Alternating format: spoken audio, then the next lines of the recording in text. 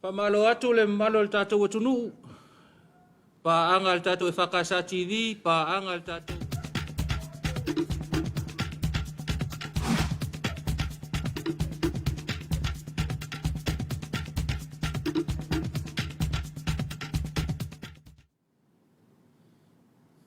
Tau Afiafi o le.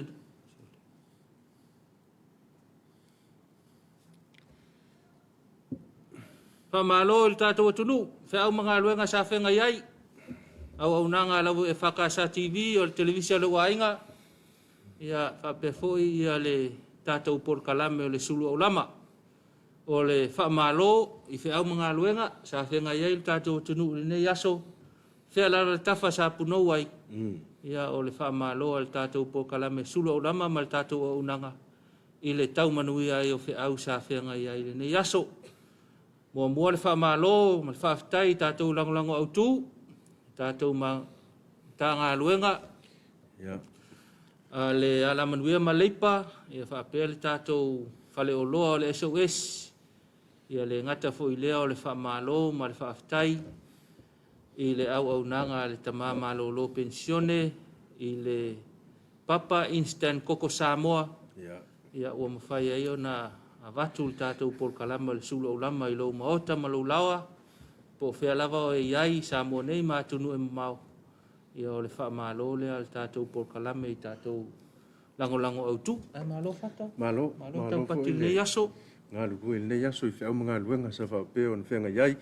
Ia, ai whamalo fo i le Tapuaiga le au whaitatalo. I lātou fo i sa whapeo na whanono manupea i le tua. Ia, ma papea o na tapua ia whaiva o le tātou atunu, ia le alavau ai umalmanuia, ia vi ia le anga le leo le tua whamalo foi, ia ila ne tātou paanga o lo whapea na mafuta mai atunu e mau, fia lava le tafa o le lalulangi o lo whapea na e mau mai ele nei au unanga, ia mātou te whamalo atu, i le ono sai foi ma le langa papale, ia ua foi ia tofi matiuti o lo whapea na wala uina i eil soifua ma le ola. Whamalo i le au whaitatalo. Leo whai ngā luenga tofia lea tua. Malo mo talonga, ia manatu ai umanui alne aso whiau mga luenga, wha malo Tapuaiga le au au sina ma le au mātutua. Tuli e tātou whiau po whia lava me i le tama whanau le atunu. Ia whaafitai le Tapuaiga ma te talo le whai ngā luenga ma le au mātutua. Ia o loo manatu o loo manui ai pia tātou tiute ma whaiva. I le aso ma le aso. Wha malo atu tātou por kalame le Suluaulama. Ia ona o whaiva lelei, ia wa tau manuia e whai au nei aso. Ia, a whaifo na ua i lunga le pas, ia po na ua i tutono o lau tā vale, ia o le pi furinga mai o lo mase se lunga lau le tele, ia ave ma le whaai te te lau sā, ina ia tau nuu mal manuia, Tapuaiga o lo whapea o na tali mau mai maota malawa, ia a tau nuu manuia atu lau whai ngā malanga, ia a ngai sa o ai le whale. Ua toi a whai sisi mea? Sa o lele, mana whautuanga whata. E whai ka ngā ua so lulu, ngai whai la whaakifa lea. Io, o le aso le tupu. O ia, sa o le aso le kupu.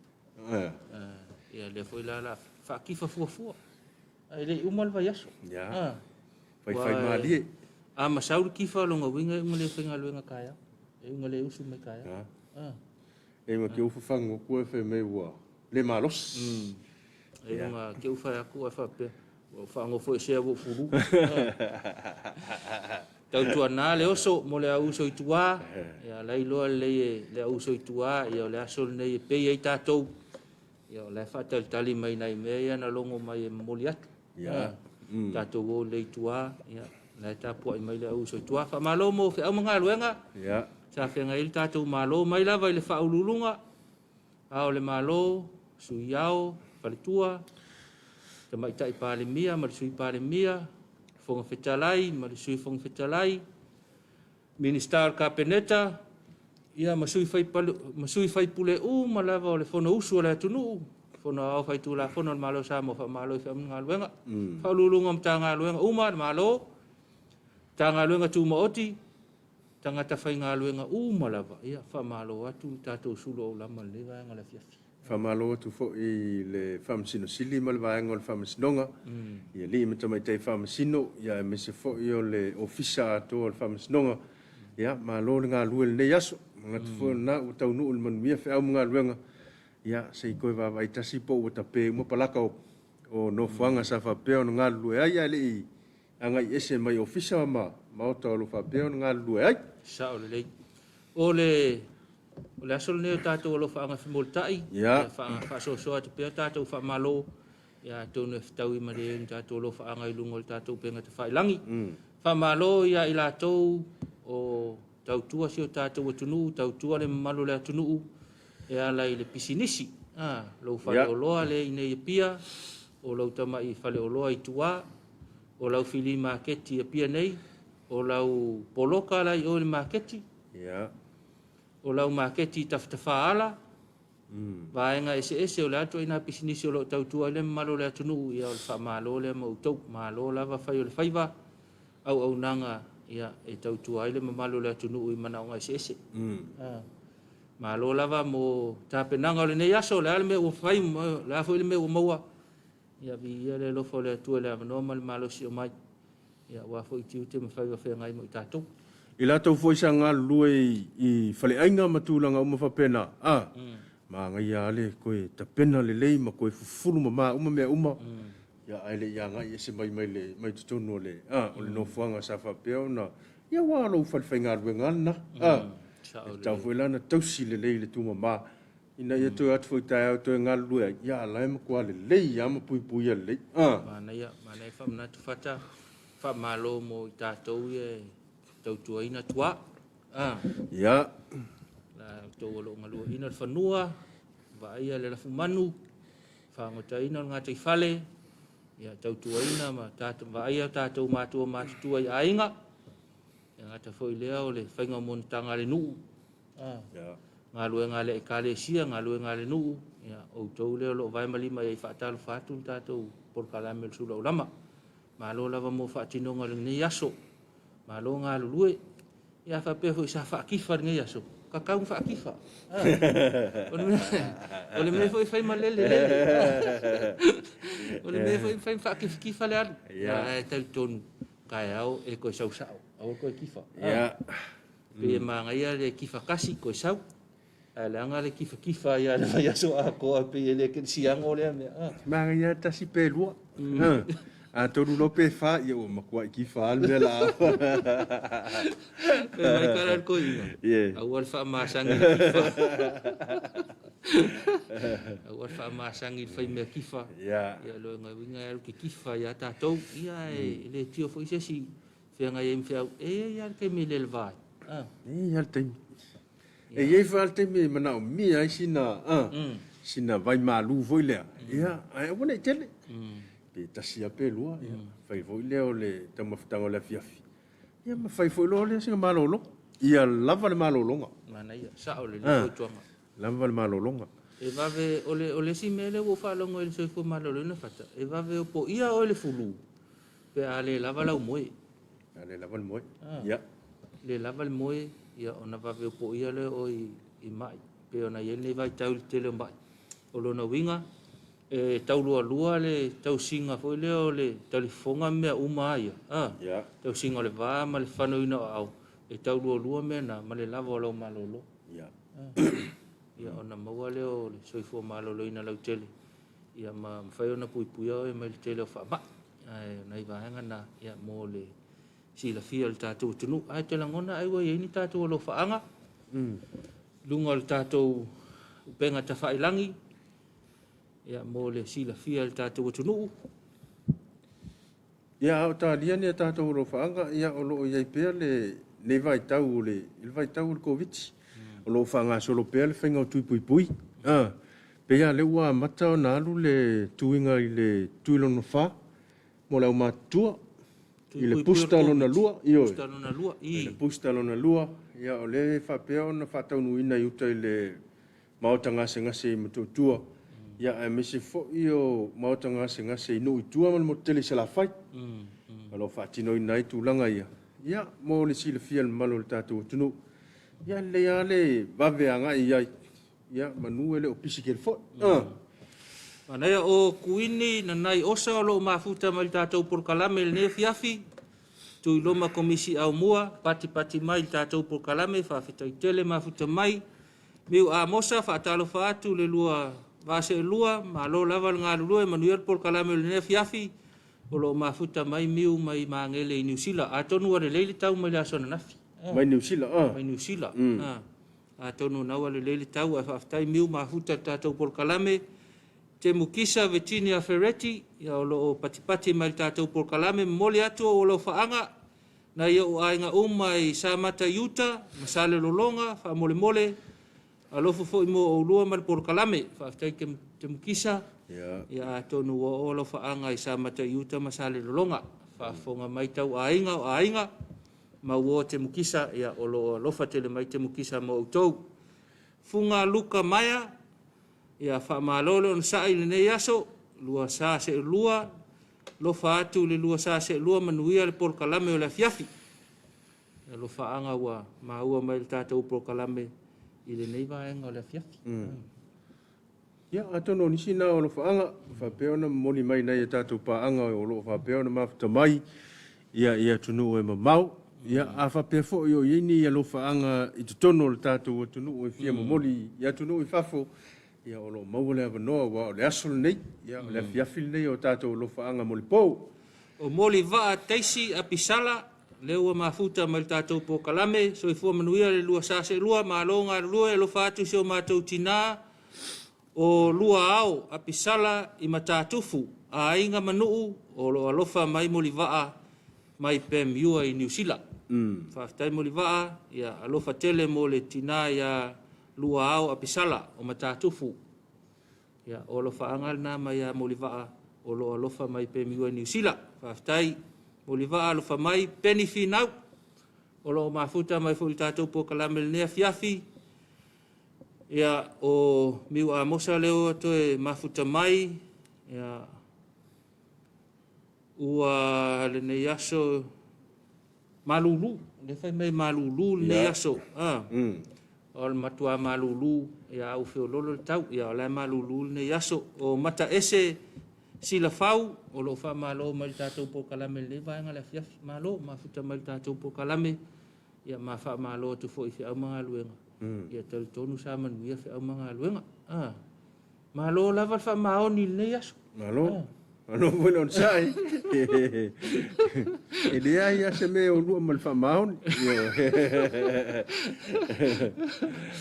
Malo lava ia o fatinonga lava ia. Na ona tātou talanoa ai. Ele sa o ve me kala le skoinga. Ele faia se fia malo si o se si meangi. Sa le lava. Ia ai malo mo fe anga le po fe lava sa puno ai. Ia bi ia le lofa ma le anga le o le tua. Ma te tali tonu a tau manuia whi au mga luenga a tonu lava nei nei wha lave le o maua le tātou pokalame ia e wha mawhana te fo le tātou pokalame wha pēa a fia i nei wha lave le nei o le nei aso o le mea mautinoa fo i whata ia le ala fia lava ia wha fi tāuli i whea ngai le ngata i le ainga ia o wha la potpotonga po whea lava sa iai ia tātou lava pale lava on sa ya tatou fa moi le ali ya so ani mai fa malisia tatou ma fa ma mai langona ya fitau e fa foi por ya nai fa fitau lo fe ngai tatou ole fa malo nei fa na wa onga ya ngai ma onga nei aso fa malo foi mo ali mata mai tai fa ya onga ya fa pe ulua onga le ngata ya onga le kalesia i polunei masavai ia au le loa wa o ngale maloma o tu oti o lo o ina nei tātou whanau a le ia nei tātou whanau ia tō manga i lea tunu i tausanga ia sau nei ia wha malo atu ia mo whatinonga umai ala ia o onga Natu o se fulmal fitu minute tele tu la lima le tātou wanga ia tu mo sina tātou whawhiwhianga tālia inisi o tātou lo whaanga molipo ia to tuli mai ia ona fa wa lea o faanga le tātou TV.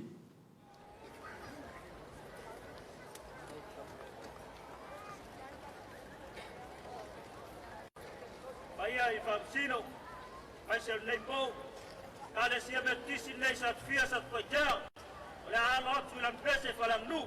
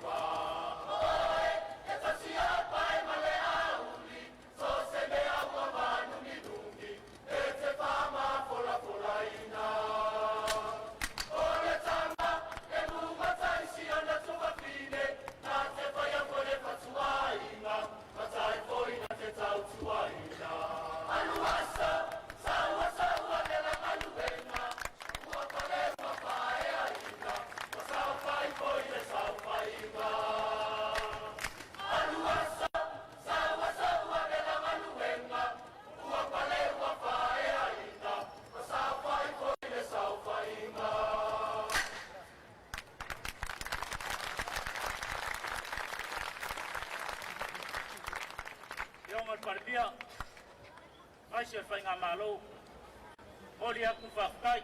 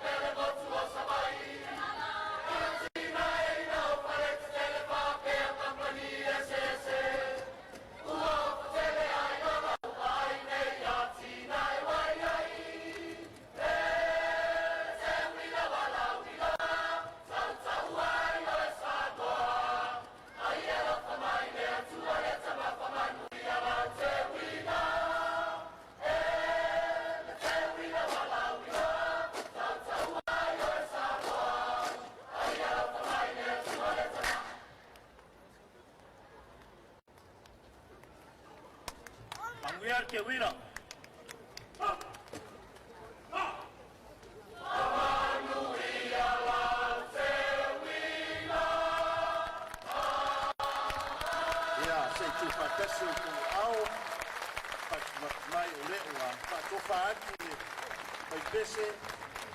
Ya, nai whawhiawhianga mo le whanofo maluai, mai ai o whao mga luenga le ne Afiafi, a whapea lewa tau nuu i le ainga, ia malo lava ngā lue, tele Missionary Tapuaiga te mama tina, ia lewa tau atu manuia le whainga malanga, a whapea fo i leo tā pena whatoa alue se le ofisa tau tua nā lau saunga le mu, vai wha le lau saunga le mu, tau avena lau tā vale, vai ngam whapena, whapea fo i leo tā pena e sau e a matanga ngalue mo ngalue ngora Afiafi malpoa na nei ia.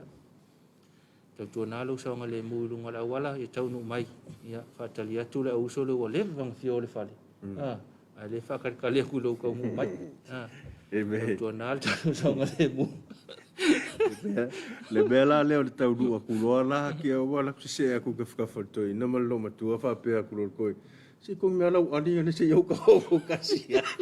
An kau ko ngai umai whalwhiga aro kulai moe. Ia loka wiga, e leo tu la kanda. Awal koi moe o leo laka laka le whainga aro. Ia ar kemi foi le masanga la ko ka ko fa malu skingo le ola. Aso kofi ia ko oso ka fa malu skingo le ola. Awala le ko. Ure tua. Awale fa malu singa ko la ko fa vai ia o mo. E fa vai o. Ona ia lo fa anga le o tau nu mai tatou por kalame o iva malaitai. O yo iva malatai. Iva malatai via le lo fa le tua fa iwina manuia fe au mga luenga mai so o nga nai fa nau.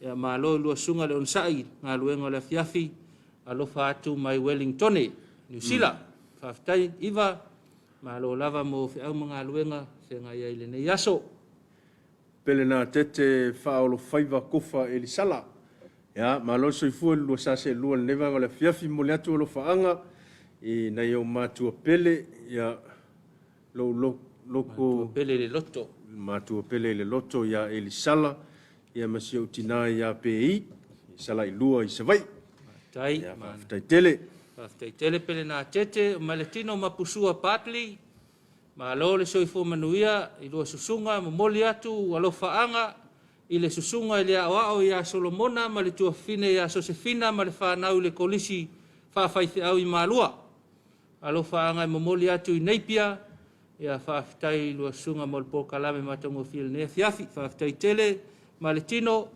ya manatu lo maua mai le sunga ile wa o mal faletua male no falo ya alo fa anga foi ni va anga le Afiafi ya Merita Federica ya o lo fa perfo na momoli mai na fa malo mal fa ftai ya il tato por kalame fiu o miu fa mosa matango fiel fa fianga manea o foi pese ya manai fa na laiti fa ftai ile tautua le Fakasa TV ya manuia fo le ne Afiafi ona fe au mga luega faftai mo na ia lo faanga na ia wa taunu mai tatou official nei va nga le Afiafi fa malo la va si tatou tunu ya whamalo fo ia ila tau o loo whata o tolia i ngase.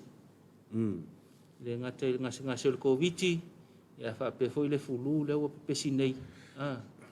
Ia whamalo fo ia tau. Aua le e il tangata fo i le whai mai se a pe ka oko wa kili inga fulu. Ia whai mali e pea.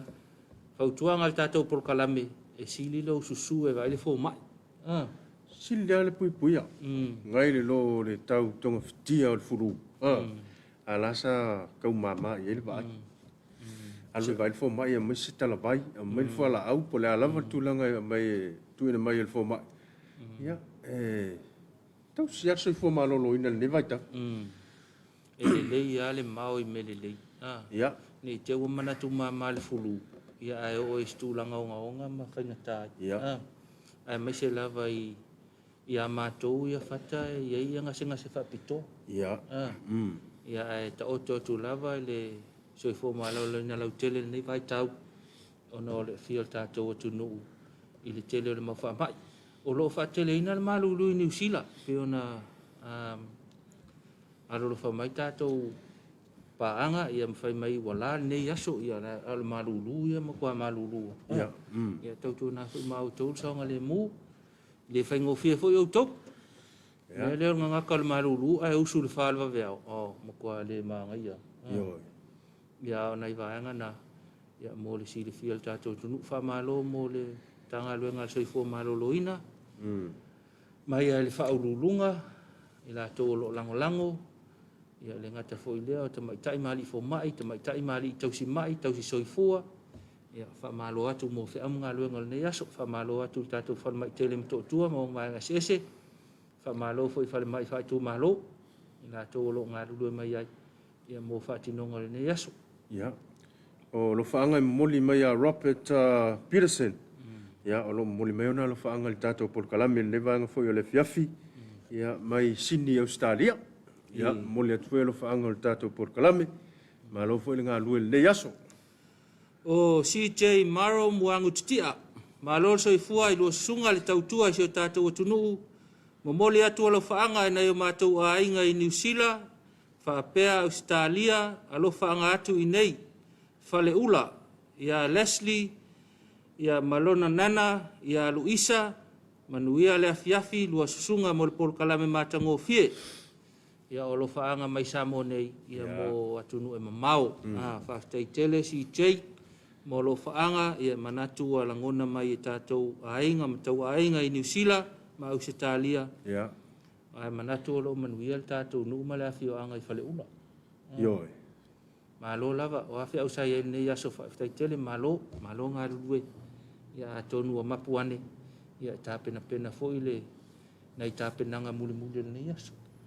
Ia, o le wha malo foi ua ngalo ia tā ua o kamisia foi ana ia tātou paanga o lo ngā rue ngā whawaitai. O isa. O whaisi lewa ka kele koe mafuta iai ia o le nei awano tā ua ia e abatu ele wha malo tonu o nau o foi mai wha au ngā rue ngā ne foi aso.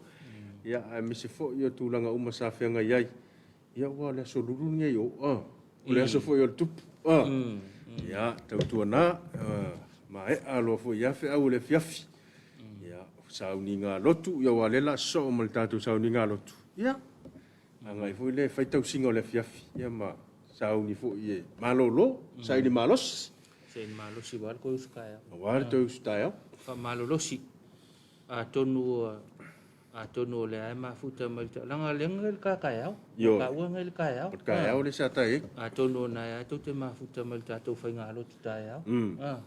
Ia ma fatalo fa mai foi. Nisi foi le kau i le usu. Ia ma fatalo fa. Ia le ngalo to, ile ngalo to ia ma to samo nei. Ia ile lo fa tu fe amanga lu ngalo. Fe ngai ia fa malo atu nga lu.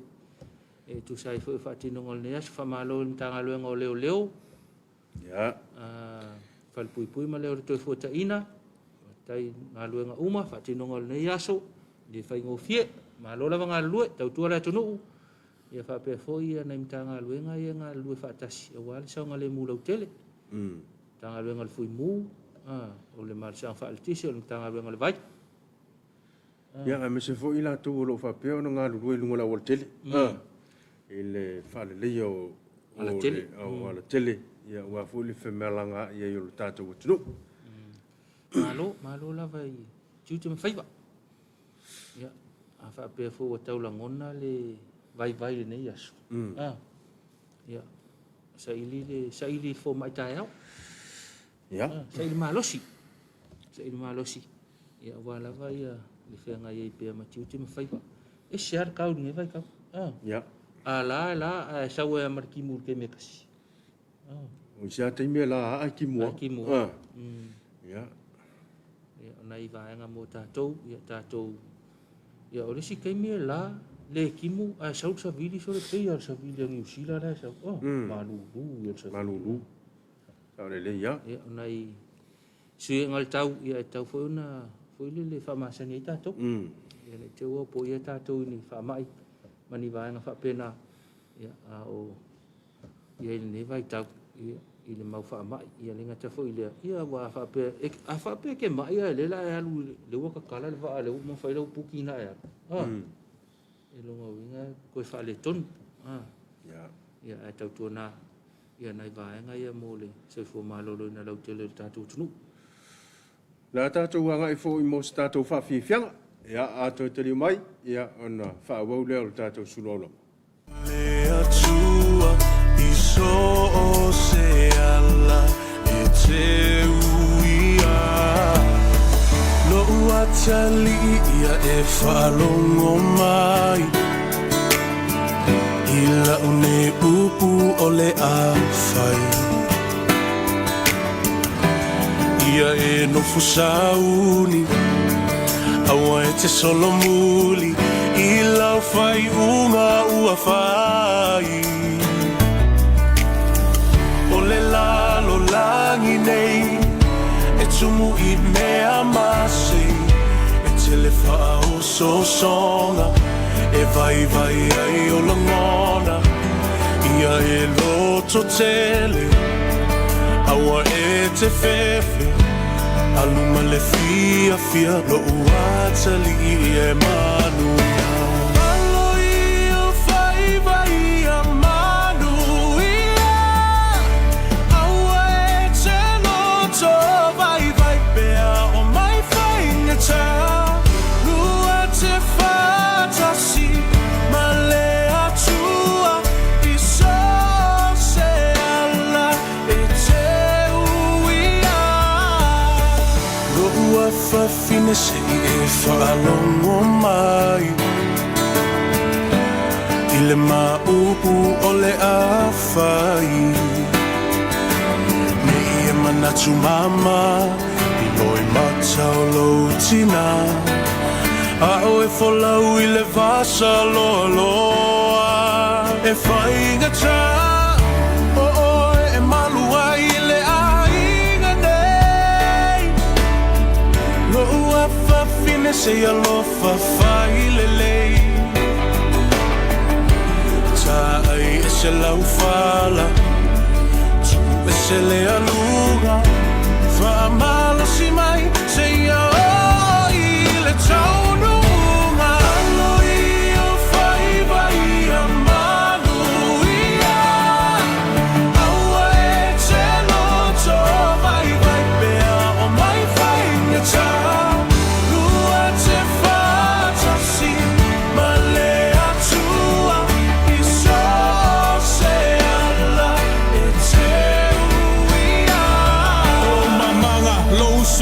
Alo ye yo faiva e urulu maka folau lo fa moe awa le kaua ye kolo loko ye manga ku lo ku ile muri papanga ama kua ngai ainga ai mai se la fanga mofka kalo kapua I fa lo le ala awa lo savalinga nge ku ye lo vai se maa lo se fa lo le lei ile au ngangi ama papa fa ku nga e fai mo e ku ai mangule fa nga malanga fa lo le lei mai manga kua alu ma mo ngai kama kua awe ke fefe loko kele o ele lupele afalele ki kele ki kele pia kamo e sapo le manguia ko anga le loku ko anga kakalo awa nge ngalo la kuspa ia oi se sale se awa ki kangi ke makaula ile ku le langi fa amaro si o ele koa kaule kaua mo Samoa ia wa kele nga fa ku anga ke o loko malo anga ai sa ka fa ko fa ia ku yo pa yo kama Alo I o fai vai a manuia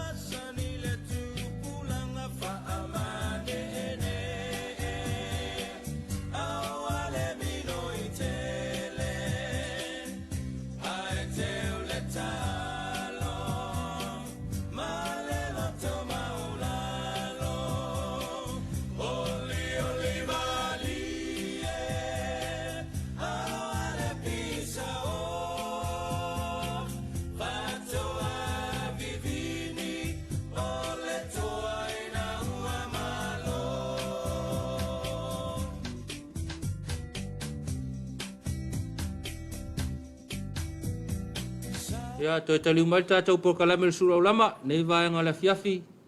Ia, nei whaafiafianga, whanofo malu ai foile, tau atu I maota malawa, leo mai o whiau mga aluenga, ia le ngata foile, ia whaafofo ngā lau mātua, ia leo talitala noa, ia whaatalitali, ia le ngā sisenga le nei Afiafi.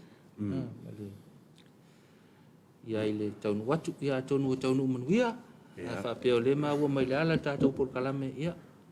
Tautua nā rau saunga le mū, ina ia taunu manuia le whatali mai nei tātou ainga. Ia, tali masi nei fulu la tau Tapuaiga le nei aso I le tine o whiau mga aluenga. Anastasia whaalili le mafuta mai au kilani I le tātou Porokalame, whaftea sa ria mafuta mai. Ia, alo whātul tātou Porokalame o le Suluaulama I le mafuta mai fo nei vaenga le Afiafi, malo lau fo I mo whiau sa whenga iai. Ia aiwa manuia ma e alei whiau o nei aso. Ia, ele ngata mo I lātou na watu uanga luenga mo le anga I atu I nofuanga ia inga ma lawa. Ia I lātou fo I nata pena anga I mai mo ngā luenga.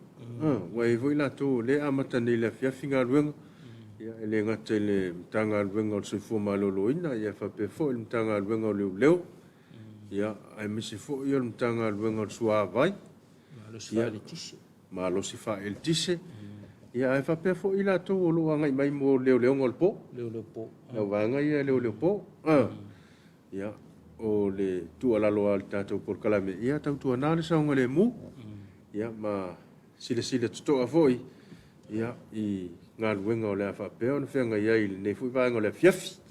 Mana ia wha manatu whata. Ia tau tua nā fuli nei Afiafi. Whenga iai awale ka whau ofu whaile sko inga le leo po. Wale ka whau le o tau. Wa unga le ta whaonga I halu lo le whale malolo. Ia ta pena mai hui tae au ia po le ale alunga o kai au. Ia o le wha malola tau ale wa awha foli nei vai aso. Malola wanga lue. Ia o whamei ia isi ko inga whau inganga fo ia leo ka ko ilunga kumukumu. Ala foi kai au leo wha ai foi la le wha tini la sfareili. E umai a foi whiau mga luenga. Ele ngatai leo. Leo koe ngai aso umai ulai. E leo toe umi. Leo koe umi ia. Toe ana aso umai ulai. Ia whapea le te look forward al taunu mai o malanga mua lua le taunu mai. Ia le whakali leo so kele le whakali. Ia malo amu ia oe. Ia wa ukele do whata awa ia leo. Ele ima se malanga o kaufuafua sau. Ele ia se tūranga whapea nao. Amu ia fo I lātou o lo tāria malanga ia. Ia o ka koua ia. Ia. Ore me masani ia o le usu mai a whenga. Whenga mane aru le whale. Kalo. O whai kakalo. Ioi. Sa ue se pā anga le lo whaso o mai a ka Porokalame. A whapea le te sa ue malanga le. Ia wale ngalo le whakasa TV a whi mai. Ia mwhatalo wha mai loa ma sisi. Ma ia ku sisi la mai. I tātou Porokalame le vaenga le Afiafi. Ia manatua. Ia lata le tātou Tapuaiga le Afiafi. Manatu o tātou lata le taimi o le tātou sauninga lotu le Afiafi. Ia o le tāpenanga o le tātou sauninga lotu. Ia o le sunga I le whawhiangainga. I le whakasa I alafua. Sunga whaisiota au tanga vaia. Ia o le tātou tofina o le Afiafi. Ia ua foi se whala I au mono malo le tātou tunu. Ia tātou tile yanga I atu mo le whai ungo whia. Mga luengo le yasu. Ai manatu o la tātou wanga I atu mo nisi o tātou whawhiwhianga whaleanganga. Ia mpesipesenga whaleanganga. Ia e tādi ai taimi o le tātou sauninga lotu.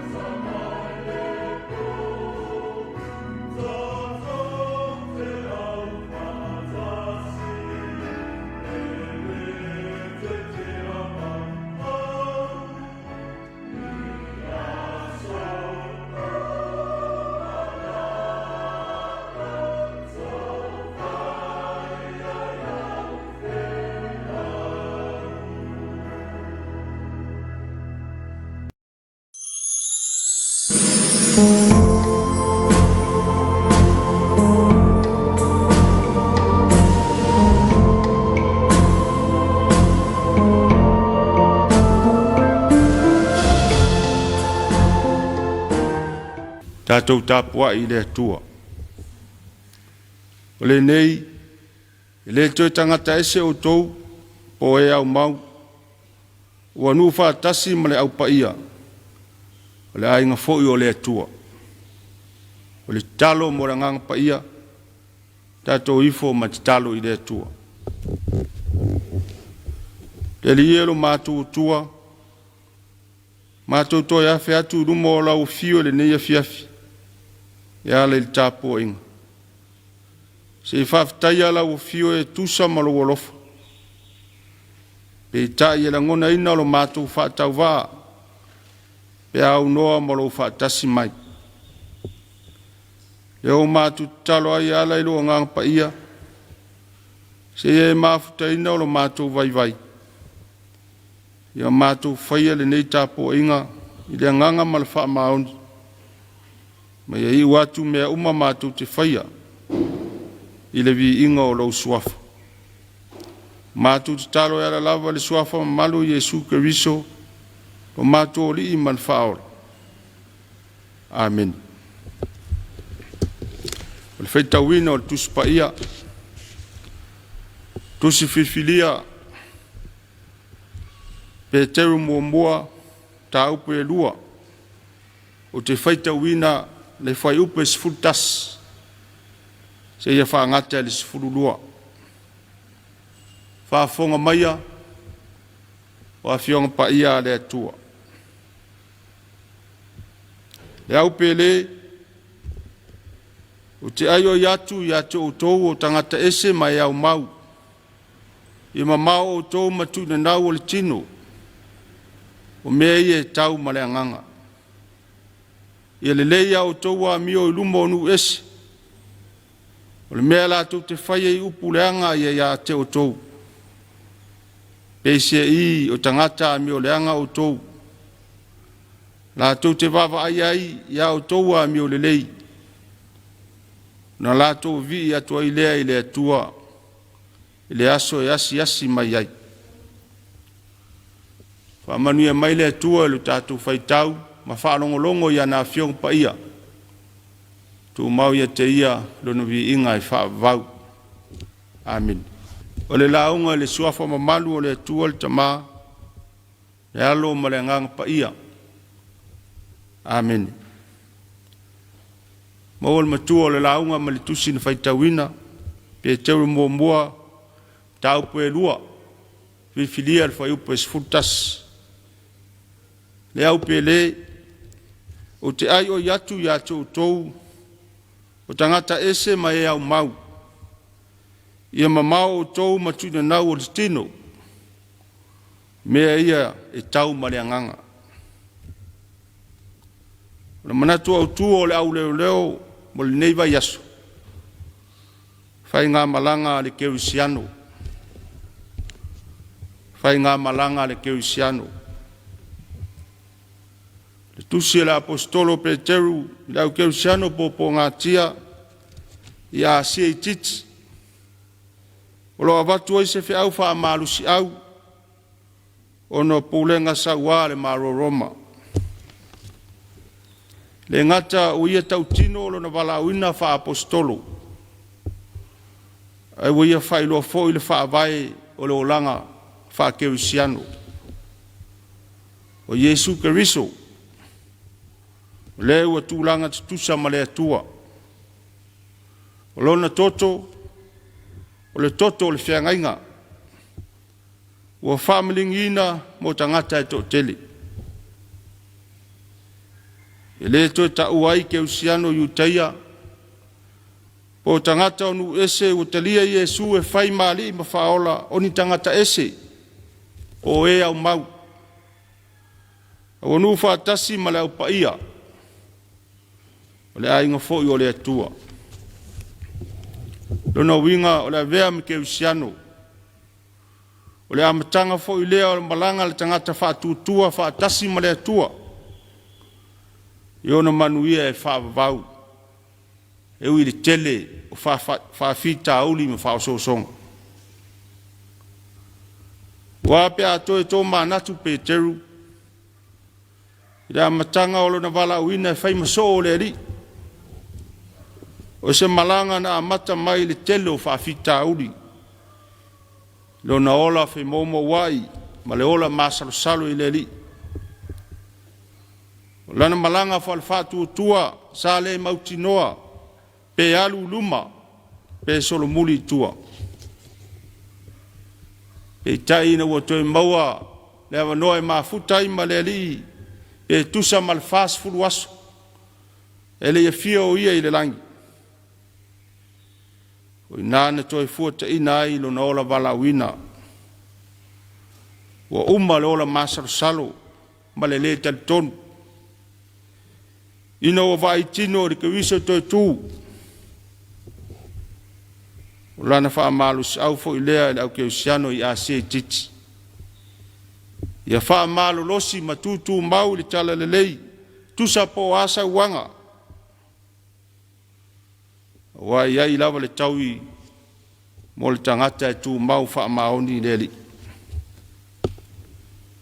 Lona winga le tangata ke usiano, o le tangata ua filifilia ma whapai eina e le atua mo ana whiau. Winga leo le avea ma ke usiano. O le tangata ua loto atu. E muli ya Yesu ma le loto wha maoni. Tangata ua wha maangalo ina, ma ua whapai eina ilo na totu paia. Lo langa ele to te pai tua ele o langa to ilalo sa masani ai. E sa vali pe iluma ma va ai ya Yesu. Pe ona fa malosi le apostolo. Ya upele o te ai o yatu ya to o tangata ese mai au mau. Ia mamao ya to matuna na ngol tino. O mea ia tau mareanganga. Nono winga o le iai, o le keusiano i le ola nei. Na o se tangata ese mai au mau. Ai olo iai le no fuanga tu mau le langi, ua saunia e le atua. Mo lana tangata whaatu tua. Mafuanga lea. Le tau wai le keusiano. O na ola i tuna naunga o le tino. Wa o le anga sala e oti e le anganga. E ia fua mai le o langa i mea le lei. Ma le a mi o le lei. Ia fua mai a mi o le anganga. Po fua o le anganga. Pe o le alofa. Fa maoni. Le anga malu o le loto maulalo. O le loto mama. Le ami o tonu ma le loto wha maangalo. Whai me le lei, wha tupu le file mu. Wa o le ami o lei ar ke usiano. E whai ma vainga le lei le tangata ami o le anga. Ma le liu ese ai i le angsala. Ai le liu atu i le atua ma le loto salamo. Wa sili atu na leo tele le ami o tua. Ma le ola ina le kerusiano o le soifuanga o Yesu Keriso. E lo upu matala. Le tua inga whainga malanga lea. E te tau na malanga ai le tangata o moni le mulimuli ya Yesu. I ola ma le mautinoa. O lo iai le nu tu mau. Ua saunia ele tua e tau nuu iai le balanga. O lo whaia le ona nei. Ne ia tupo i pēa le wha moe moe. I le tāo fi mau le wha tūtua. Samo ai. O le whiau lea o le tala le lei mo i tātou. Lo tātou whaulu penga o ke usiano. Ai po tātou wha maoni ea e muli ya Yesu. Tele mele anga o tutupu le lalolangi. Pe i lava o se mea noa i tangata le whaia o le angsala. Ai ase o tātou watunu. O tātou whai malanga whaatasi ea maleri. Ne i whai o ia matai malanga. Ai pe leo le mafuanga leo le tele o sori ngā tula fono. Wa mionga piu pio ma le amio leanga. Wa mio le taupulea. No tatou le mo mia le ali. Na te pulea ina o tatou o langa. O tatou le toi fia mo mia le ali. E tai le tatou whainga malanga. Toi wa ai le malanga whao umia Israelu le vau. Whaas fultausanga. Whatoa whaatepa le tua I manuio kanana. Aisea, le ola masalo, le ola fi momo wai, ola le talitonu, le amio leanga ma le ifo I tupua. Tatu malam I le ungo tangata, sa te I le ali, tūne naungo le tino ma le whaalongo, si ufonga o le ali. La tau te le I moli mau, I manuio le tua I le nuu forfolaina. O se ata fo I le nao le whainga malanga le keu siano, pe a whai nao le tau o le keu siano, ai le fua mai ni fua o le anganga. Ua le ola e tusa ma le soifuanga o Yesu Kerisu. Nao ese iso o mai a Yesu, ina ua whaamatala I a Yesu, pua ngā, e o, I le tangata e mulimuli a te ia. Ona toi fesili leo Yesu, lo na uso o filifilia. Pe la tu te manao, o ese foi mai la tou. Ai tali petelu. Lele ie. Amato wo ea ia te ai, o ia te oe upo le ola e whawavau. Ioi, o le manu lau ti leo le malanga le keu siano. Tu mau ia Yesu malana upu moni. Na le fisiringia lea o le tatu tau nuu le ola e whaavavau. O umo na ia saunia mo I tatu. Le whiau leo le tala le lei Samoa. Aua tatu te masalu I le li. Ia tatu malanga whaatasi maia. Tusa po a whainga tā fe soa ina ai le tatu malanga. Wa e manuia le tatu malanga. I lo tatu talitonu. O lo tatu malanga whaatasi ma le tua.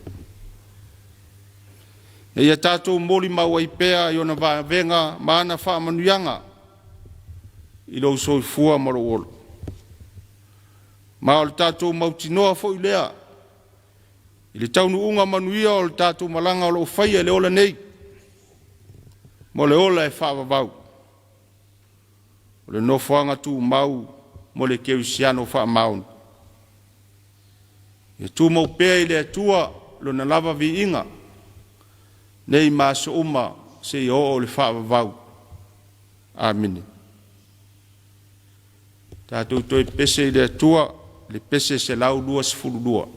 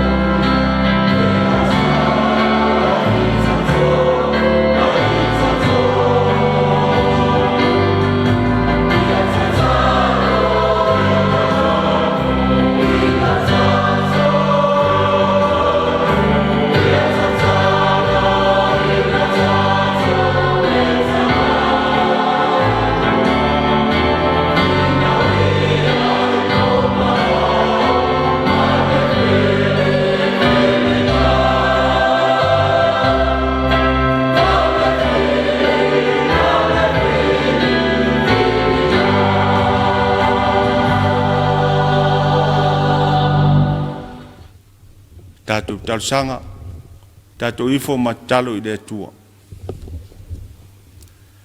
Le tua tō tasi pa iai, ta maa le alo ma le ngang pa ia. Mātou toi atu I uruma e watu le vi inga ma le whamanu I lau fio. Wa o tali tonu le nei atunu I lo walofa ma lo whamaon. Wa e manuia whaiva le nei asu. Pa pia fo I whanau I awa onga. Sa e mua au mamuli au lato soifua mo le mātou ona. Mātou na ngona ai le mawhanawhana. O le pai mai o lo wolofa. O mātou whaiva matiuti o le nei asu. I ai la wafio e lo wanga le lei. Wa e tele lava ina ngalo ia I mātou la wafio. Ai mātou te manuia e lo wolofa tau muli muli. O lo wanganga e soa soa ni mai. Ne ia mātou tūni mata I pēa le mō le ala. Ne ia manuia la mātou whainga malanga wha le whātutua. Whāwhtai le le ie lo wanga le lei. I o mātou tangata. Tele o tamau a inga o e sa mai. Mātou whaanga ina. Ma ua lava mātutoe mo lo mātou manuia. Mese fo I o le whaatino ina o lo mātou o la whaatutua I lau fio. Me o mātou loto e fōa I mo lau fio tusa mo lo wolofa. Mātou te whaaftai le li ie. I lo wanga le lei I le nei atunu. Tū maanga I lana anganu. Tausia I le wāwhea loa. Ma le tausia. E meise fo I lau tala le lei. Mātou whaalongo I pēa. I lau tuspa ia. E awa o ma whaatonu ia te I mātou. Nei o mātou manuia. Mese ne ia whai mo mātou tofi lo mālo I whaavau. Ia whai mātou tū maul whaatutua. Ia lau o fio. Ono leanga le lei o tangata. E ala ilo latu sao ta ua. I so stute me so stofi. So ni ai mo le ati na e manuia o le nei atunu. E mese fo I o le soifua te talo le ka le sia. Ina ia manuia o tangata. Mātou te whaaftai I lau tala le lei. Mātou maua I pēa le nofo le lei ma le whialo whani. Ai maise, ne o mātou tūru mata I pēa. No whinga ngalo, au mātou iai le mātou whainga malanga o le ola nei. Sili mea uma lo mātou whaaftai o Yesu Keriso, o lo mātou li mo lo mātou whaola. Ma le whaola tangan saunia mo I mātou. Tau ia ta mai na ia tū mau I lau fio lo vi inga. Nei māso uma se I o le whaavau. Mātou whātou ese le atua. O I mātou o tangata angasala. Mātou loa lo finga ngalo. Ese lava mea mātou te whaia. Na ona tau o le mātou tunu e whaavai I lau fio. Ese lava mea lei ma mea pio e whaia pēa o tangata. Me se foi o mātou tai. Ina ua maua le malos o le pule. Maua whai ai pūlenga le ami o tonu. Mafu ai o na maua le whilu iai ma le fitu iai. Maua le maua ai le ngalulu e whaatas. Le ie a vea ia le tutupa ia o Yesu Keriso. O lo mātou li mo lo mātou whaola. Ina ia whaama ma whaama ngoli nai mātou. Le atua whaafonga tāloe mātou talo mo au whaamnianga. Iei lau whaamanuia tonu le nei atunu. Mai lava i o mātou tai. Se i o i tangata anu. Ia whaatuma wina lo mātou lo tonu. I le ngalulu e whaatas ma le whio iai. Ia mātou whaia mea uma e tusa ma lo whingalu. Whamanuia lau I kālesia, ma lo mātou tiu te o le ola te talo, o le ola whaatutua I lau whio. A mata mai o mātou taitai, si o lava I tangata lotu. Ia whaatup te leina o lo mātou whaatutua, ma lo mātou whaamalo lose moli maule upumoni. O mātou loa, o lo taitai lau whio ia I mātou. Ne ia whaatu mawina, le manuia ma le file mu o le neia tunu. Ina ua pou lea o ne tangata, e lea nganga o lau whio. Mātou talo le mātou tua, se ia lo fangia tama whanau o le tunu. Nofo ia tunu I fafu. Ia I lau whamanuia ia te I lātou. Ano whangia fo I le ia le pesi mai o whamai. Tuna atu I lau whio lo mātou ola vai vai. Ia e tā ofi mawina.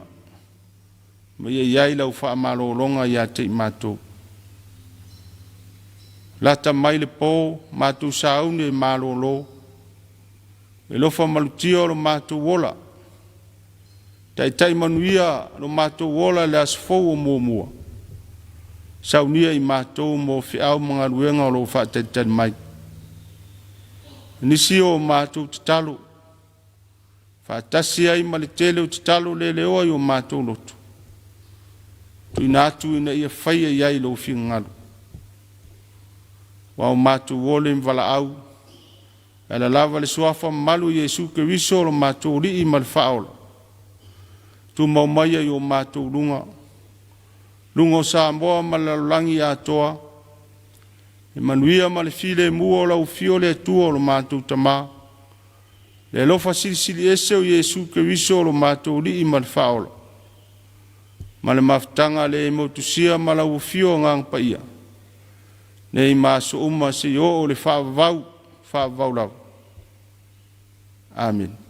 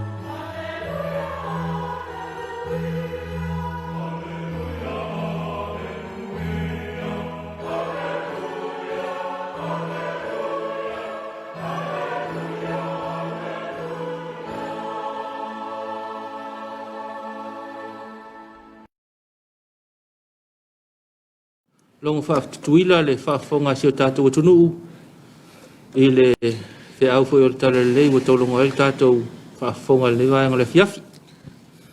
E toi whaaleo langa whaaftaitele i le sunga i le whaafengainga, le sunga i a whasisioka au tanga vaia, mai le whakasa la fua, ia mo le tāpenanga ne Afiafi, ia talo al tātou por kalame whaafo i pele mau, mo le malosi lau le tino, ia wala valvala uina i le ngā luenga le atua, ia wha oa fo i le soifu silfia lau tele, ia wala valvala unga ua, wala au ina ima me alofa le li, fo ina, oa fo i le tina ngā luenga, ia le malo si fa fo wina ia wala val taululu ai fe au ngā luenga, malo fo i le kale silo na o tele, fe ngai mai tātou Tapuaiga le ne Afiafi manatu fo i le ala le fa malo ai Tapuaiga le sunga le tau ina mal faltua, lo le fa ngā luenga, fa fe ngai ngam faltua, e fa pel no fa kale silo tātou pulenga, ia fe ngai mai tātou fa ngā lotu ne Afiafi. Ia, no, fono fa pi i le ngang fa fitai, ia mo le sunga le tofi o ne Afiafi, ia e ala i le tātou sauni ngā lotu, e manatu e ina i mea watu tupu tono le tātou loto i fale, e a fo i ona silafia, ia e mamalu le tātou atunu, ia le ua mai au na sailia le pulisili o le vaenga fo i lea turis, fe kau i le leia ma le teime tala i, ia, mana ia. Se avano tāua. O le whaamalo ai, ma le whaamanuia, ia pati vaine te vita, ua pale mai e tau ave le whaululunga le tā ngā luenga. Alo whaanga mai tātou por kalame le Suluaulama, ia malo mo le tofinga, au mai le nganga o le atua. I tofinga o tofi ai. Ia ona o le tāleni maanga wa ai whaongai la manuia si o tātou tunu. Mai se pena sau no fata. Whetau i le lei ma le tāpenanga le mo le talainga o tātou. Alava. Tātou tua oi. Ia manuia le tūlai mai e tai le tātou tāngā ruenga. Lofa mai fo TV lua. Ia. Le ngata fo i lea fata ia o le au e lua. Ia, o le pulisili o le mtanga ruenga o Sotainga. Sotainga. Sotainga tele. Ia le ua pale mai le e tau ave ia e manatu e tau le whailoaina. Ia ona toa au e lua, vane le suafa, ia sa ia il taitainga le tātou puli whaatonu le kiuleta. Ia toi se ea tui nisi wala awina. Ia le ua toi whai mai le malo. Ia e taitai ma whaululu ia le tātou mtanga luenga. O le asa o mtanga luenga lea le MCT. O Sotainga. Ia. Sotainga telvaval. Telvaval. Ma teknolosi vale o po. Ia. Pe o le. Ia konguanga e pangu ko ia ma fa Samoa. Ia. Ia e whamalulu atu mtanga luenga pa whapeu kita sia il fa Samoa. Ia ono nai vaenga ia e o le whamalo ma le whamanuia le tātou por kalame Suluaulama. Ia i le tūlai mai o na toa au e lua. Ia e tau ave le tātou whaululunga le mtanga luenga. Whamalo fo i le minsta. Ia. Whia au mga luenga whaatino. Ia le nanatu le ua o fi mai le vaatele o le tamaitai a au e lua. Ia e tau ave nisi tiute. E tu sai o le nei vai tau. Ai o le kele o mea ia fesia e nei taimi o kama ia. Ioi. Tūlanga maurunga nei. Ia o le si tūlanga maurunga le tātou te tālia o le ao le malo. Ia, mana ia. Ia o lo tātou whaatali pēr. Ia o le musu ngā lea ngā. E whesoasoani mai. Ina ia tofi mai. O ai lava o le atulai mai. Ia ave e le tātou whaatutuanga ma le tātou langolango. O leo ato e whaau popo le taimi. Le taimi o le ao le malo. Se ia ulia le toi suia o le fono a whaitu la fono. Fono le paramene. Ilona usua inga le so nei. Ia. Ia manatu ia ona maua i leo o se tūlanga ta o tolu lei ai. Ia le tūlanga foi o le ao le malo. Ia ona ua mai le taimi whaatapula ina o le term. Ia. 5 tausanga. Ia o le ua aloa ia. Le wha umaina nei. Ia wha malo, tō whinga le malo. Ia o le ae fuafua mai le malo. Ngā solo foi tōwhinga. Ia e ala i le whaululunga mtanga luenga. Le ngata foi le ia o le ala ta unga o le ao le tātou malo. Le whaatama le tātou atunu. Ia. Le tamā o le atunu. Tamā o le atunu. Ia ma tōwhinga. pe ona iai ia ele fai ngofia foi feeling al kapeneta la to ele fai ngofi ia wai ia ai au pele ngai feeling wa iai ina fai na tai tonu ma tai lelei ia mata otonga lei nga luenga malo ia itu sai ole vivesi ne kai tap ia ole si foi meta ua tulanga le wa ese foi le kapeneta tu le mai ia wa ese foi nei tanga ta o what tofi ia la to ia le la to te fai fa unga pito ai lunga ia ona swalo pule ile o tulanga pe ona ia ia ma fa pe ona fa tau wina filinga tau ma tau ia wa fo ile no fasila fian ma malo tato no o feo lolo ta mai tai matina wa pale mai fa ululunga al malo ia itemine sa le ia ia atonu e tau fo ia mol filinga ia se tustusinga na faita wai fata e winga I tofinga ia ile upu fa palangi ole wa ngalo ya usun ka ulo fa palangi ngalo ole matrix denomination ole upu fa palangi le fa sino I tofinga tofinga fa e Afiafi por kiki ia pe a tau fa palangi me le matrix denomination ole me foi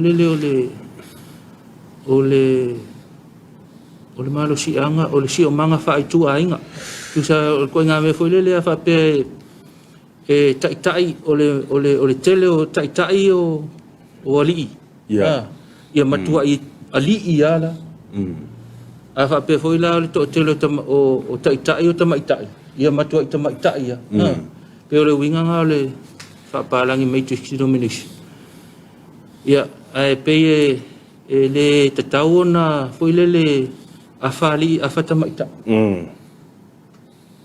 se tu singa se tasioli atamai vaenga tau political science le mele ole matrix of denomination ona fa mena ia fete nai pe afa pe afale si vaenga ona fete nai lo manat ia no le molen tonu le tu singa ia mo foi ia fa na se tu singa nai vaenga tau ia pe o tula mai langa te langona pe ia le tau lata le afa pe sa ola umatau ia o tamai tai le tula ai mai fa ululunga mtanga luenga al malo ia lona winga afa ia le siva I tamai tai afali ia lona winga la o tupu mal fa fita o le fa mai tu singa le me ka o le matrix denomination ia ane fa tu manatu na sin manatu ia ngai me fo fai kala I foi ia o nei mena lo tupu sa tupu ia o lo tupu ma o le tupu tono o tato lo tu fale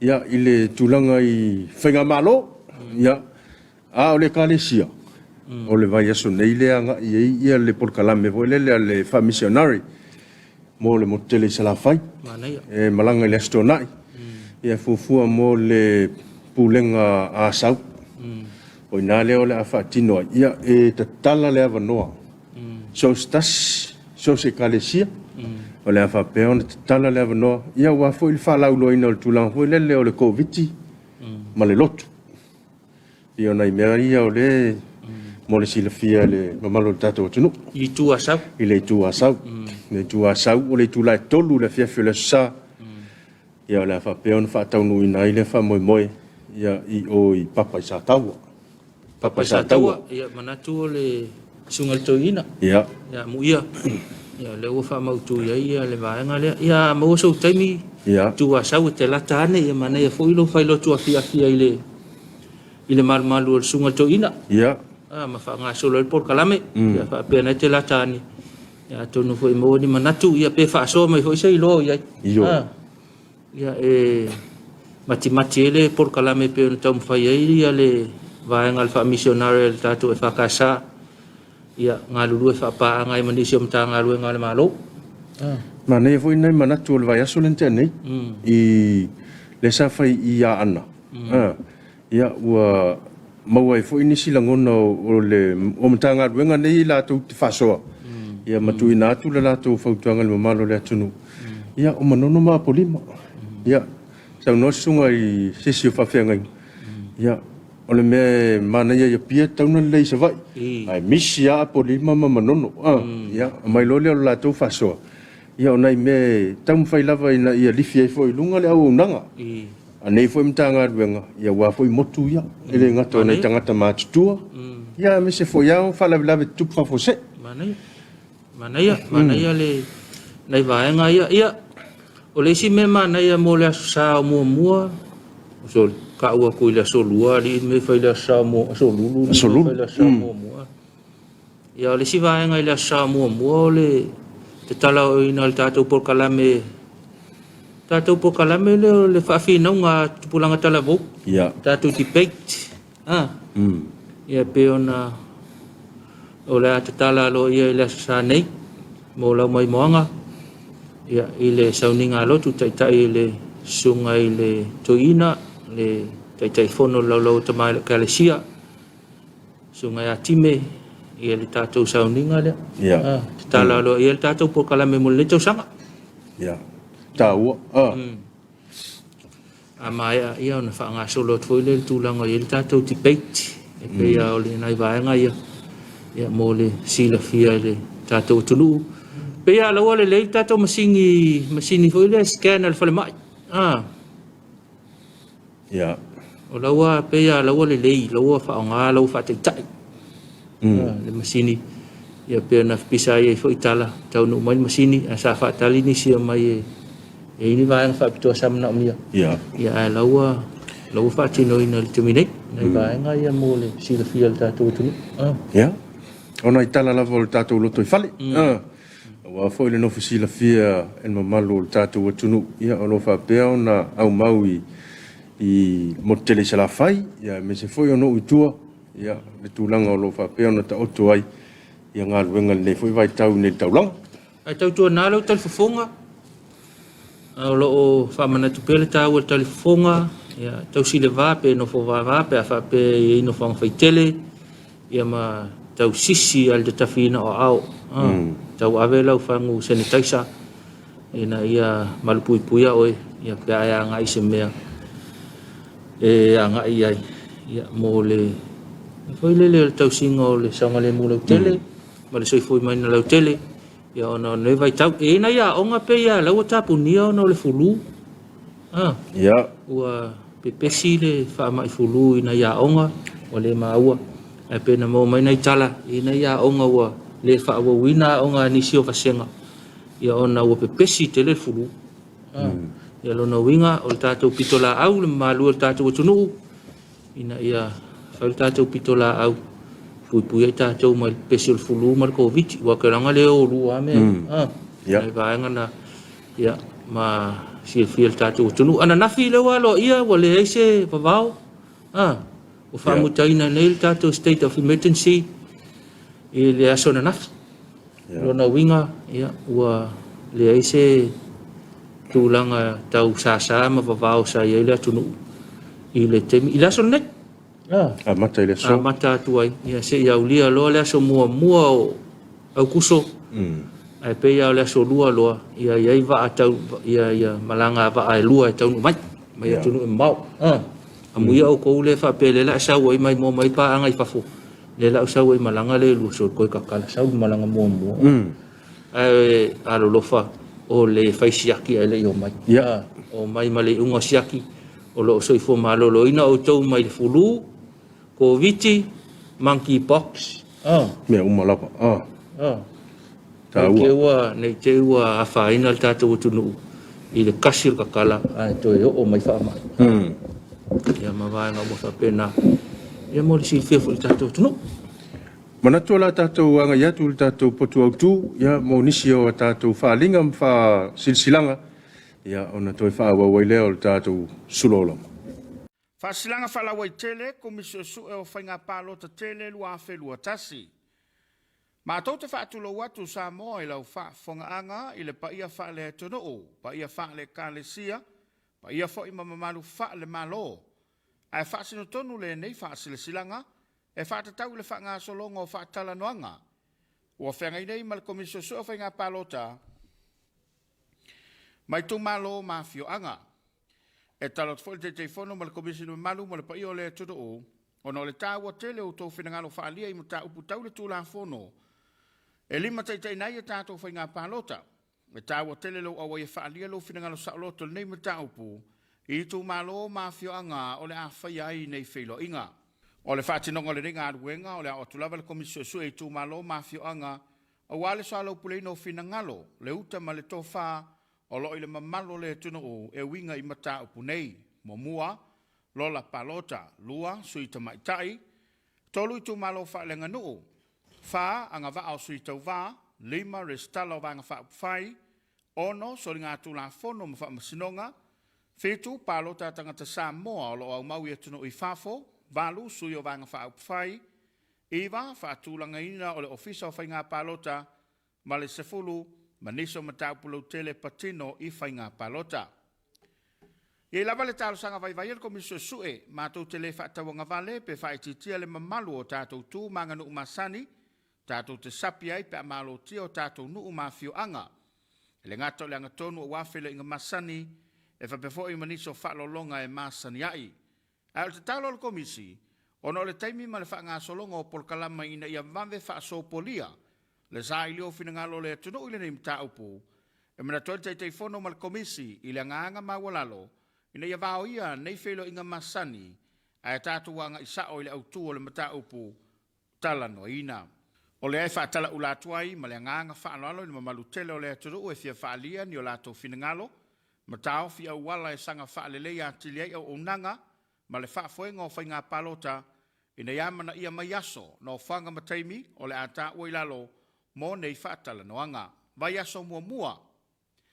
Whaasalele anga no mela mua mua, whaasalele anga no mela lua, whaasalele anga no mela tolu, whaasalele anga no mela wha, whaasalele anga no mela lima, o le a Peter Hall, I le asonga fua mua mua au kuso lua fe lua lua. Ngai monga no mela tasi, whale komiti samalai ulu, aso lua, lua au kuso lua fe lua lua. Ngai monga no mela lua, whanga malo e whakasa, aso lulu, tolu au kuso lua fe lua lua. Nganga I whambaunga no mela tasi, nganga I whambaunga no mela lua, nganga I whambaunga no mela tolu, matawa I safune e whakasa, aso tofi, wha au kuso lua fe lua lua. Vai asolo na lua. Vai singano no mela tasi, ma vai singano no mela lua, vai sala e whakasa, aso ngafua, valu au kuso lua fe lua lua. Fale alupo, mala tau e sifo, o le talie me to tisi ne ia futa a solua iwa au kuso lua fe lua lua. Salenga tasi ma salenga lua o le e whakasai vai pua a solulu se fulu au kuso lua fe lua lua. Palauli no mela tasi salai lua e whakasa a sotofi se fulu tasi au kuso lua fe lua lua. Palauli no mela lua ngā utawai e whakasa a sofareile suma lua au kuso lua fe lua lua. Vai asolo na tolu. Sa tu paitea, vai ngā metotisi, a solulu se fulu malefito au kuso lua fe lua lua. Palauli no mela tolu, vai to muli e whakasa, a sotofi se fulu valu au kuso lua fe lua lua. O le taimi whaatulanga ina moa tātou whaatala noanga, i aso wa tā uailunga o le se fulu I le tai au. Anga I atu I le tasi I le auli. E whailo ato foi wa tala ina nei le tātou penga ta whailangi, o le https at coi.oec.gov.ws mo le tu ina mai o finangalo tustusia. O nei whamtalanga uma le tu ina mai o le atausia I ala wha lilo lilo mo le iloilonga le komisi. Mo nisi whamtalanga I whaatau le rei whasalonga whaasota I mai maunga whetongi wā ai. I le numero le telefoni lua lima iwa tasilua po le emaili o le f.vai@oec.gov.ws po vitu levu si mati le numero le telefoni lua faun o fitu po le emaili v.simati@oec.gov.ws ma le whalo alo lo ftasanga tu o yeti tau le alo teitei fono. Fasilanga whalawa I tele komisio su e o whainga pālota tele lua whelua tasi. Ma tau te whaatulo watu Samoa I lau whafongaanga I le paia whaale tono o, paia whaale kālesia, paia fo I mamamalu whaale malo. Ai whaasino tonu le nei whaasile silanga, e whaatatau le whaanga solonga o whaatala noanga. Ua whengai nei ma le komisio sua whainga palota, mai tu malo mafio anga. E talot fo te telefono ma le komisio malu ma le pai o le tuto o, ono le tāua tele o tō whenangalo whaalia i mo tā upu tau le tūla whono. E lima teitai nei e tātou whainga palota, e tāua tele lo awa e whaalia lo whenangalo saoloto le nei mo tā upu, i tu malo mafio anga o le a whai ai nei whilo inga. O le whātinonga le ringa aruenga o le a otulava le komisio su e tu malo mafio anga o wale so alo puleino whinangalo le uta ma le tofa o lo ile mamalo le tunu o e winga i mata upu nei mo mua, lola palota, lua, suita maitai, tolu i tu malo whaalenga nuu, wha anga wa au suita wa, lima restalo wanga wha upwhai, ono sori ngā tūla whono ma wha masinonga, Fetu palota tangata Samoa o lo au mau e tunu i whafo, valu suyo vanga wha upwhai, iwa whaatulanga ina o le ofisa o whainga palota, ma le sefulu, maniso mataupulo tele patino i whainga palota. Ie lava le talo sanga vai vai el komisio sue, mātou tele whaatawanga vale, pe whaititia le mamalu o tātou tū manga nuu masani, tātou te sapi ai pe amalo tia o tātou nuu mafio anga. Le ngato le anga tonu o wafele inga masani, e whapefo i maniso whaalolonga e masani ai. Ai o te talo le komisi, ono le taimi ma le whaanga solonga o polkalama ina ia vave whaasopolia, le zai leo whinangalo le tunu ile nei mta upu, e mana toi te fono ma le komisi i le nganga mawalalo, ina ia vao ia nei whelo inga masani, ai tātuanga i sao i le autu o le mta upu, tala no ina. O le ai whaatala ulatuai ma le nganga whaanalo ni mamalutele o le tunu e fia whaalia ni o lato whinangalo, matao fi au wala e sanga whaalelei a tiliai au unanga, ma le whaafoenga o whainga palota, ina iamana ia mai aso, no whanga mataimi o le ata ua ilalo, mo nei whaatala noanga. Vai aso mua mua. Whaasalele anga no mela mua mua, whaasalele anga no mela lua, whaasalele anga no mela tolu, whaasalele anga no mela wha, whaasalele anga no mela lima, o le a Peter Hall, i le asonga fua mua mua au kuso lua afe lua lua. Ngā ngai monga nu mela tasi, whale komiti samalai ulu, aso lua, lua au kuso lua afe lua lua. Ngā ngai monga nu mela lua, whanga malo e whakasa, aso lulu, tolu au kuso lua afe lua lua. Ngā ngai whomaunga nu mela tasi, ngā ngai whomaunga nu mela lua, ngā ngai whomaunga nu mela tolu, matawai sa fune e whakasa, aso tofi, wha au kuso, lua afe lua lua. Vai asolo na lua. Vai singano no mela tasi, ma vai singano no mela lua, vai sala e whakasa, aso ngafua, valu au kuso lua afe lua lua. Fale alupo, ma la tau e sifo, o le talie me totisi ne iafuta, aso lua iwa au kuso lua afe lua lua. Salenga tasi, ma salenga lua, o le e whakasa i vai pua, aso lulu se fulu au kuso lua afe lua lua. Palauli no mela tasi, sala i lua e whakasa, aso tofi se fulutasi o kuso lua afe lua lua.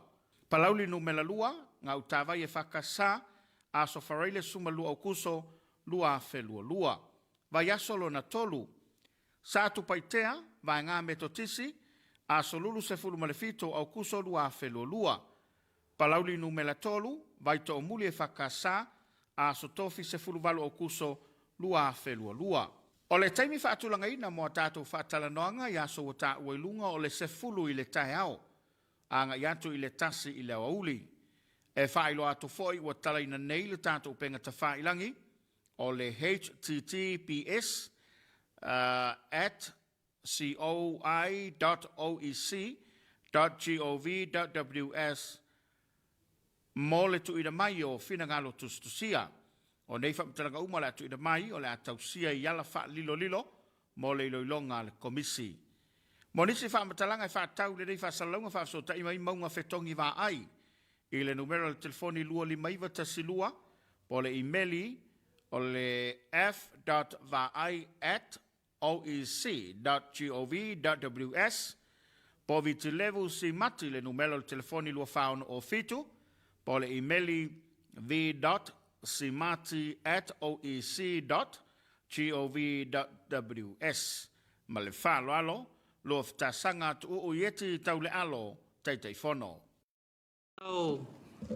Fasisilanga falau e tele ia mo le silfia le mamalu le tatou tunu ua mawhai ona maua le tatou po kalame le neva anga le fiafi al fasolongo le tatou po kalame le ne fiafi o le tale tula fitu o le tatou po kalame o le Samoa tau longolongo tala i vai whanua me sa tupu lo tupu tono si o tatou tunu ia so ai matala i vai whanua me tupu tono Australia e ala i la ata fitu whai ngā paanga le TV lua ma le Pacific TV Australia o le so mai ai mal tatou por kalame o le uluai setselenga Ula seselang. pe ona silafia ia o le vaanga le o le por kalame mo le por kalame le tuto tasi ia o le la silsila ile malo tatou tunu i le uluai por kalame o le uluai setselenga le amatanga o le por kalame o uluai setselenga ia pe ona lango mai ai le matanga luenga fatoanga whainga whewam fatoanga